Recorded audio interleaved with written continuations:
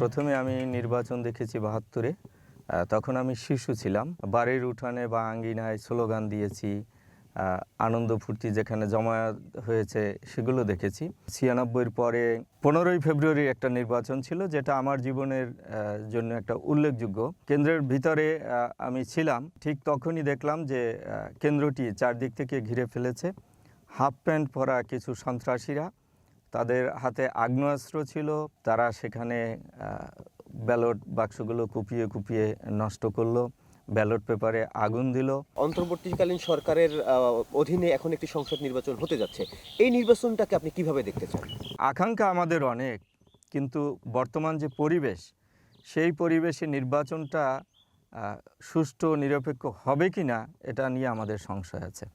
নতুন রিন গভীর থেকে পরিষ্কার করে কাপড়কে রাখে নতুনের মতো উজ্জ্বল। নতুন রিন অ্যাডভান্সড পাউডার। আমরা চাই একটা নিরপেক্ষ নির্বাচন হোক, সুষ্ঠু নির্বাচন হোক, একটা ভালো নির্বাচন হোক, জনগণের ভোটের মাধ্যমে একটি সরকার গঠিত হোক। যেন তেন একটা নির্বাচনের মধ্য দিয়ে যদি কোনো সরকার গঠিত হয়, সেই সরকার ৬ মাস বা ১ বছরের বেশি টিকবে না।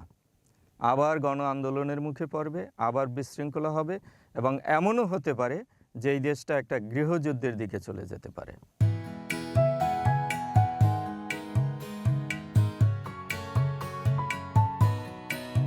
আপনি নতুন ভোটার, ভোট দেবেন কিনা, কোন ধরনের প্রার্থীকে ভোট দিতে চান? আমার আনন্দটা অনেক বেশি, রোমাঞ্চ এবং দায়িত্ববোধে বলতে পারেন।